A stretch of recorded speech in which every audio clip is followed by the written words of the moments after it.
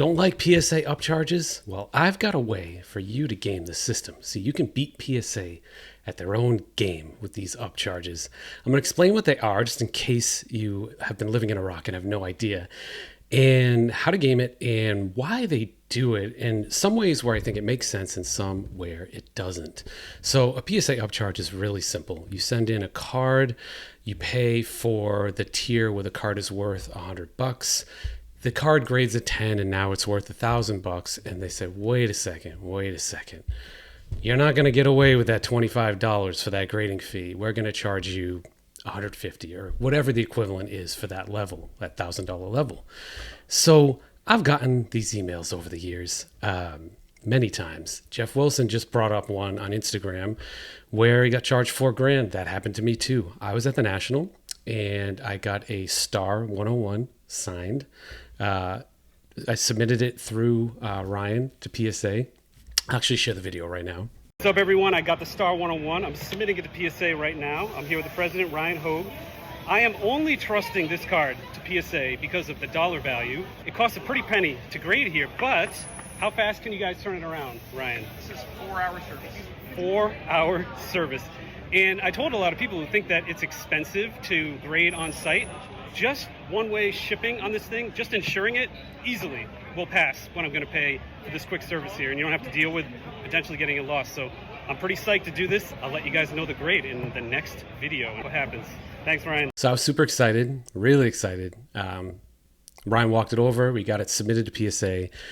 Later that evening, it's a 4-hour service, I got an email that says, great news, you need to pay $4,000 for a grading fee. And I was like, okay, wait a sec. And I actually had to do the calculation in my head where they had thought now that this card is worth over $100,000. And at the time, my intent was to sell the card because I'd bought it so low. And I was genuinely worried about whether or not I could get that $100,000. And I wasn't actually sure if it was accurate, but I was so excited at the time. Like you just hit a great hand in blackjack and you just tip the blackjack dealer. I was just so excited. I'm like, yeah, sounds great. Here's your $4,000. Because, with that and the cost of the card, I'm way up. So it doesn't matter as much. But if I didn't sell it, I probably would have gone back and been like, WTF. And I was talking to somebody who sold $1 million card, of which the grade had no impact. I'm not going to say the card because it's pretty rare. But then, PSA charged him $30,000. And when he sold it for half of that, he went to get a refund. They said, no, this is the part I don't like. PSA is getting all the upside and control and none of the downside. I don't like it. It's like a real estate agent. They operate on percentages. So that percentage covers you. If the house sells higher than expected, they're covered with a percentage. If it sells lower than expected, they're covered with a percentage, and they're incentivized to work hard so that number is higher for them. PSA is not incentivized if there's no downside, and I don't like that. The other problem, so at the time, this was an in-person submission for me, and I know what they say is they charge more to cover the insurance of shipping and handling. And So the upcharge essentially it essentially pays for the insurance. That is absolutely part of it. there was no shipping here. However, I do realize that somebody in that room at the National could drop it or bend it or whatever. And so there is liability. So the people that use that shipping argument, I don't think that's valid because they're paying a blanket insurance amount per month. It's probably astronomical. And they have to have certain guardrails in place to satisfy that insurance company so that they can get payouts on these things. And one of them is raising on the cards. There needs to be, I've heard good things about a two-way dialogue. So I could have responded and said, hey, I'm not comfortable with that. Show me the comps. And I've heard that they do that, which is great. So I think you should always, if you get that email, if you're not sure about it, don't do what I did and just happily accept the thing. Actually respond and say, I'm not sure about this amount. And they may help you there. But I also think that they absolutely need to adjust that down if the car doesn't sell. because otherwise PSA is just trying to time the market. You're not allowed to do that as a grading company.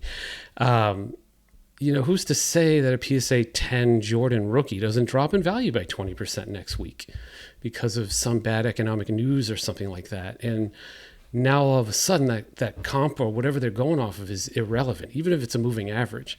So there needs to be some recourse on the downside. I don't like that. I think that they can improve that there. It matters obviously a lot more at the higher tier cards. You're talking $10 or $50 at the lower tier cards, but I think this is something they need to look at. I would feel a lot more comfortable if Ryan came out and said, "Hey guys, listen, we understand, we're going to have a guarantee, a PSA guarantee. If you show a sales receipt, proof that your card sold less than what our upcharge stated, we will and do it within 30 days or whatever, we will refund you the difference in that upcharge." If they did that, I think 99% of the headaches are gone, because now I feel good.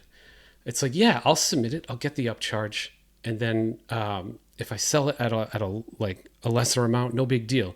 The only people that will still be pissed, rightfully so, are the ones that are just keeping it forever. But if that's the case, does it really matter? Why did you submit it to PSA in the first place?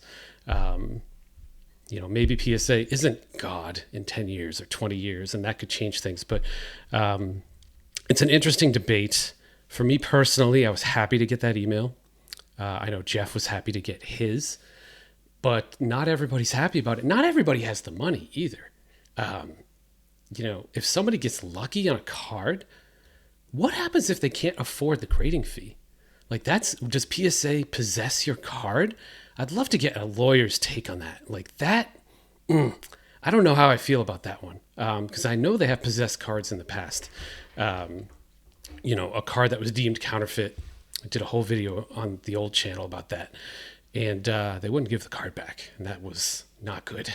So I do wonder, what happens if you just can't afford the upcharge, which probably has happened multiple times. What do they do? Put you on a payment plan or something like that? Maybe, what they could do if you are going to sell it, they could tack it on to the sale and have some kind of contract. But the upcharge does make things messy, doesn't it? Ah, crap. I'm still not good at this. I promised a way to beat the system. So this is going to really piss PSA off. This is what I do. So if you've got a card that's in between tiers, always go with the lowest tier. So now just recognize that cards can get damaged. And if they get damaged, they will take care of you and reimburse you based on that lower tier. But as long as it's close, like I did with the Star 101, I went with the $2,500 grading fee and the $50,000 upcharge because I wanted to make them work. I don't have any evidence of this, but I've found if I submit at a lower tier, it seems to me they may be more motivated to pass it to make that extra money. If I had just submitted it at the $4,000 fee for a $100,000 card, there's no motivation for them to pass it. This is a difficult auto. It's Michael Jordan. It's somewhat sloppy, and I just thought, hey, let's make them work for that extra $1,500. I do that on the lower tiers, especially on the lower tiers where the card values, you're not going to get killed if the card gets damaged or lost or something like that. So I always submit a touch lower so that they're motivated to give you that higher grade or that pass on autograph. So try that out.